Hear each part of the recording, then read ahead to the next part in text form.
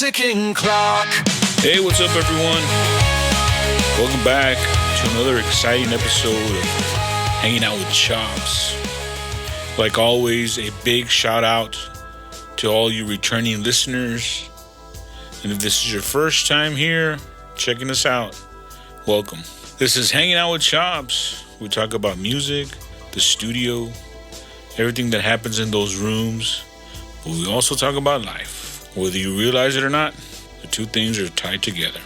And to everybody listening from all over the world, different cities, different countries, man, I still get a kick out of that. I really do. Thank you so much for tuning in, for real. It means the world to me. I want to talk about something that you don't really recognize until later. Mentors. Being mentored and being a mentor. Being taught and being the one who teaches. Here's a little bit of truth. Yeah, a smart person learns from their mistakes. But true intelligence, that's learning from other people's mistakes. Not having to feel the pain of that mistake and still learning from it. That's where genius lies. I know it sounds simple, but it's not easy. Most of us, we don't recognize mentors until later. Sometimes way later. When I was younger, I didn't look around and say, hey, that guy right there, that's my mentor. That's the guy teaching me. No, mentors were all around me all the time. They were people in my sessions. They were people I worked with, people I saw every day. But it wasn't until I got older that I realized, hold on, those people were teaching me the whole time. Not always directly. They weren't telling me, hey, Chops, sit down. Let me teach you something. Hey, Chops, don't do that. Do this. No, but they were my mentors by how they carried themselves, by their actions, by what they did, by what they said or what they didn't say. And here's something that hit me way later on. Some of the advice I got really early was exactly what I needed. Of course, I didn't take it. Why? Because I was young, stupid, and fake-headed. Not because I didn't hear it. It was because at that time, I didn't understand it yet. And that right there, that's dangerous and stupid. The thing that could have saved me years of struggle, it was sitting right in front of me. It was coming out of somebody else's mouth. And it was going in one ear and out the other. So today, that's what I want to talk about. The mentors you recognize, the ones you don't, the ones that help you, but don't make you feel good about yourself, and what it all does to you over time. Because whether you realize it or not, somebody's pouring it into you. But at the same time, somebody else is watching, and they're learning from you. So that's what we're going to talk about today, guys. Mentoring, being mentored, and mentoring. Let's get into this. We're hanging out with Chops. Time just never stops. Answers fade like drops on a broken ticking clock. All right, guys, I got a funny story for y'all. I was in a session this week working with a producer I've known for a long time. I consider him a mentor. He's in his 70s now. He's still sharp, still ready, still locked in. True master of his craft. He drops little bombs like, hey, I'm meeting with some of the guys from Roland because they want to pick my brain on some new sequencers they want to launch. Stuff like that. Anyway, in the middle of our session, he throws this one out at me. Hey, I'm going to pay for my funeral today.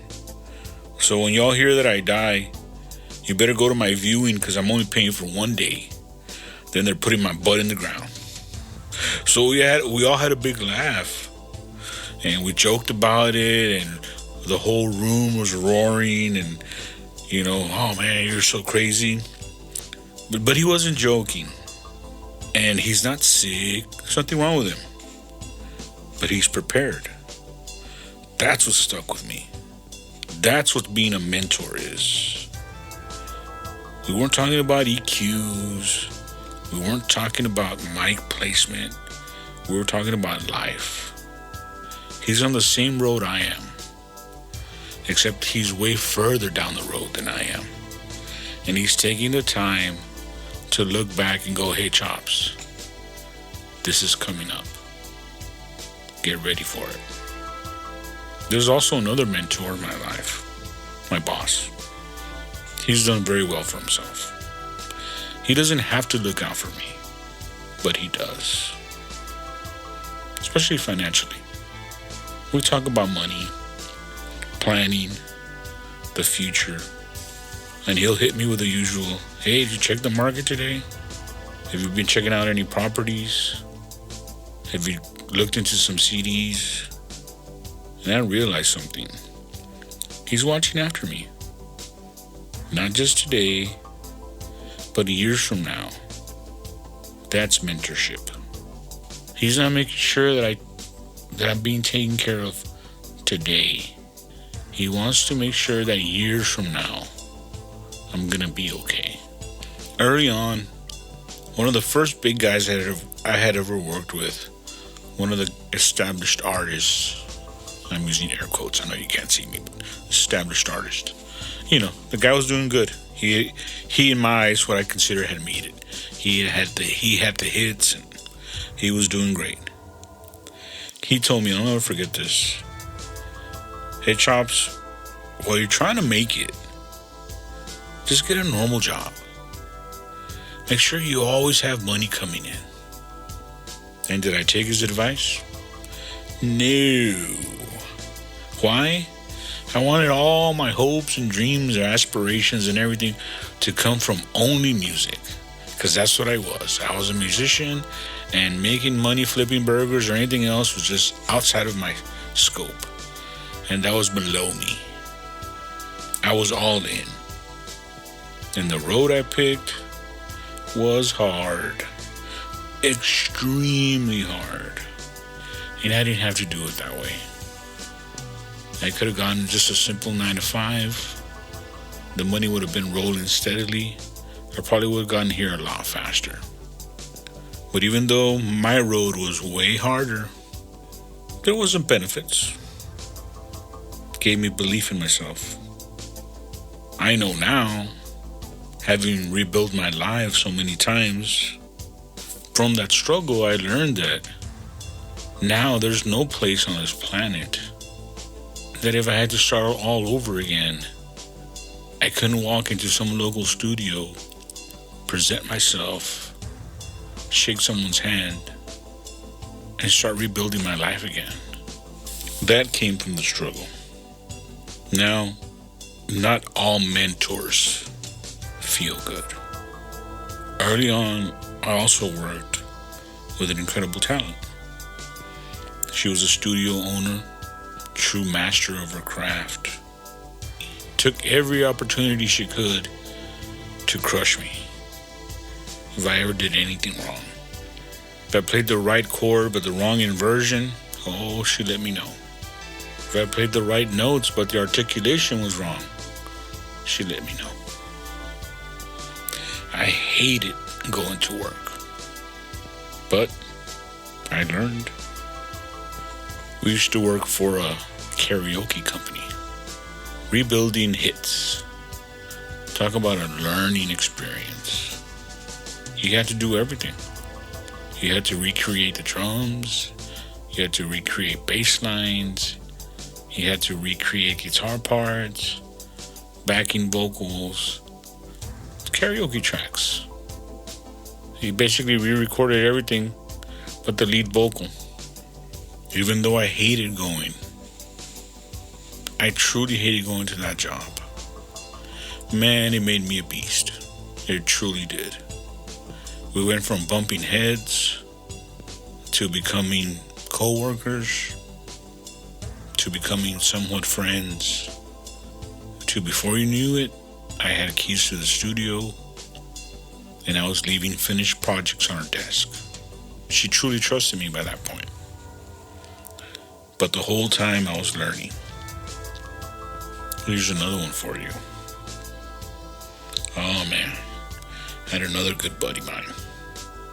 Another true musical genius. From the day we met, remember I went and knocked at his house. Hey bro, I heard you're a keyboard player, I asked him. From day one, come on in bro. And I was his equal, even though he had decades of experience. More than I did. And he had the answer to every question I could possibly imagine. He knew so much. Unfortunately though, he could care less about music. On the list of 1 through 100, probably music didn't even make the top 100. His number one goal in life was drugs. That's what he lived for. That's what he woke up thinking about. That's what he went to bed thinking about. From him, I learned a lot of music. Learned about arranging, learned chord structure, learned every kind of trick you can possibly imagine. But I also learned where that road leads. Needless to say, you know where his road led. He's gone. OD'd, coma, poof, gone. All that talent. But he was also a mentor. Now I'm gonna flip it around, because everything I told you doesn't stop with me. At some point, it becomes my responsibility too. Because just like I had people that I look up to, there are people now looking at me the same way. I didn't plan for it. As a matter of fact, there's a couple of universities around here that offer audio engineering programs. Inevitably, we'll get the call. Hey, I got some students that will really benefit if they could come sit in with you and if you'd be willing to mentor them. And I'm like, hell no. Sorry guys, I've always said no. But what winds up happening though is that one of the other engineers will say okay, and they might let one or two come in. But eventually, just like every other semester, they'll eventually cross the hall. They'll come sit in here with me quietly. Sometimes I'll be mixing. I won't even know that they're in the room. Before you know it, I see them every other day. And then they'll work up the courage to ask a couple of questions, start to become my friends. We hang out, we have lunch, and they graduate. They go do something else. I'm mentoring them. So what I usually will do is I'll ask them, what's the problem? And it might be all sorts of stuff. And I'll be like, can you recreate the problem? Show me the issue you're having. Walk me through it. A lot of times, the problem isn't usually the result. It's the process. Fix the process, and now they'll understand. Now they grow. But not everyone is ready. I had people come in all excited, wanting to learn. And I give them real work. You really want to do this? Okay. And I make a copy of my session. And I give them a copy. Okay, bro, what I need for you to do is clean out all these drum tracks for me. Take out all the unwanted spots. Clean out all these vocal tracks. Get rid of all the humming and breathing, the coughing, every little warm-up note that they did before a phrase starts. Clean all that out, real nice and clean. Fade-ins and fade-outs. Go through all the guitar tracks. Clean up all that dirty scraping and amp hums. But once I gave them real work, a day or two later they quit. Man, this stuff's boring. When do I get to do the fun stuff?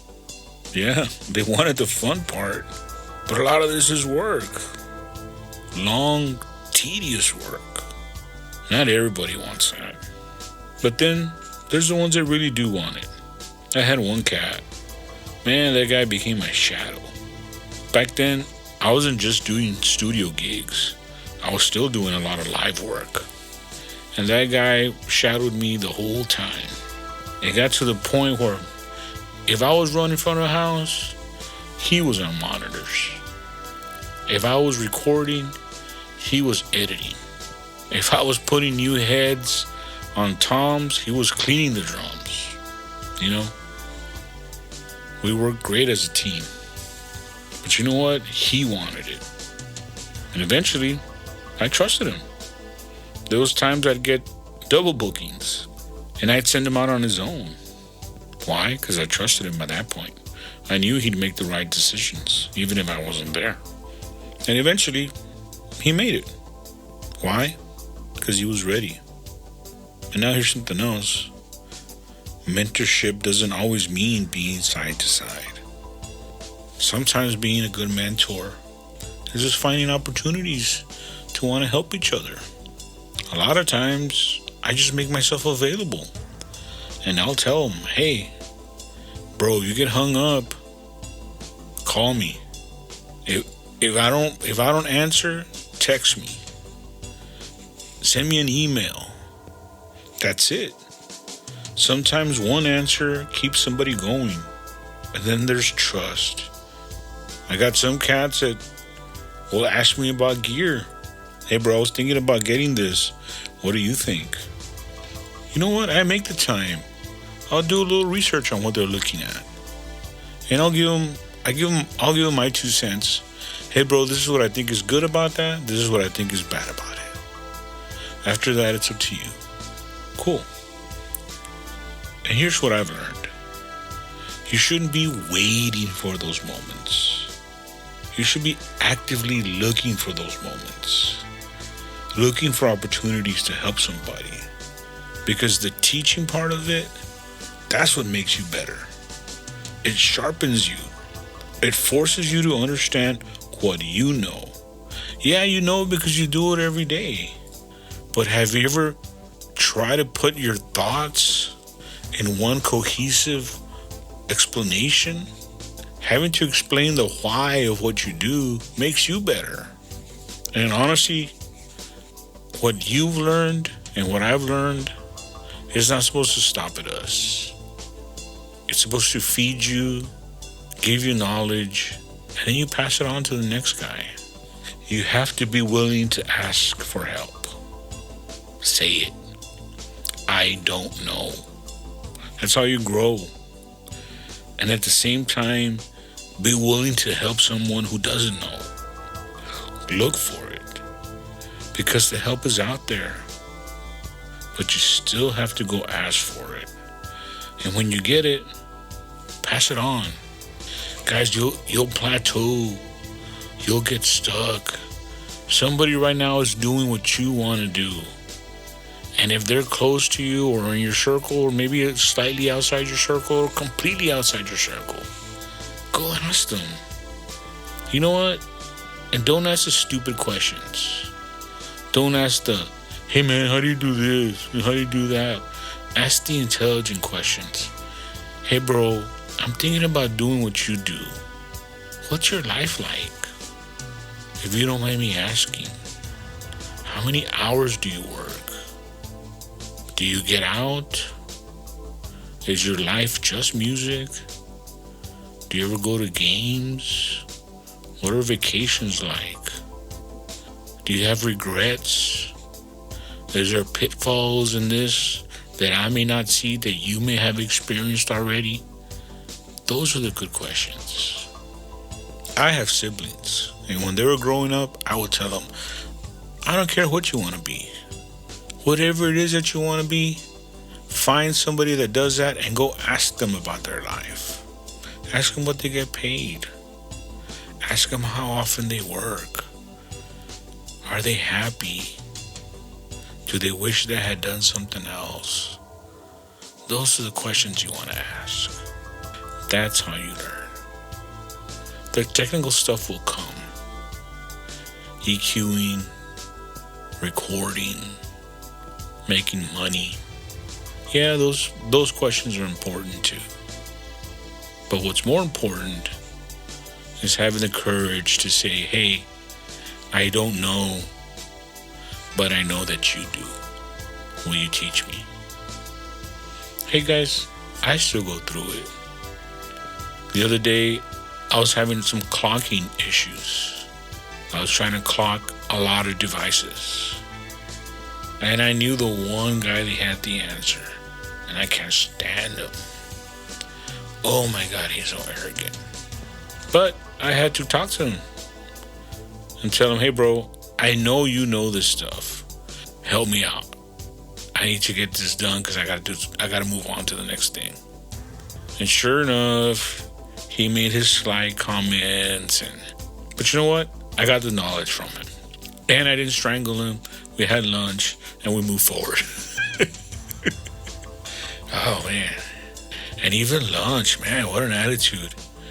Because where do you want to go eat? And I suggested a place, and he actually told me, oh, you must love eating trash, because that's what they serve there, trash. So you like eating out of the dumpster? That was his response. Of course, I wanted to karate chop him in the throat after I got the information that I needed. But after that, we had a few laughs, and life goes on. But still, I had the courage to say, I don't know, and I know you do. Come on, hook it up. So guys, in closing, be cool to each other. If you see somebody struggling and you have the answers, help them out. It'll only come back to you in the long run. I hope I didn't come off too preachy on this episode. I just think that this is important. I want y'all to know that sometimes you get stuck, and sometimes it's hard, especially when you're the only one doing what you're doing. And it's hard to find people for help and for advice. So when you happen to be that guy, and if you already crossed that bridge, help somebody else out. I know it sometimes gets overwhelming. So if you feel like you're stuck, ask for help. Learn from my mistakes. If I had gone into the habit of asking for help earlier, I could have gotten here a lot faster. The opportunities are there, guys. Don't be afraid to go after them. Guys, thank you so much again for hanging out with me. Mentors and being mentored. It's important. Don't overlook this one. I know what I'm telling you. Don't make a lot of the mistakes I made. I hope somebody's looking out for y'all. All right, guys, like always, if you want to help keep the ball rolling, please consider becoming a supporter of the show. There is a support the show button on the front of this podcast. Guys, I've had a blast. Thank you for tuning in. We'll do technical episodes, but every now and then we'll drop one of these live episodes. Catch you on the next one. We're hanging out with Chops. Time just never stops. Answers fade like drops on a broken ticking clock.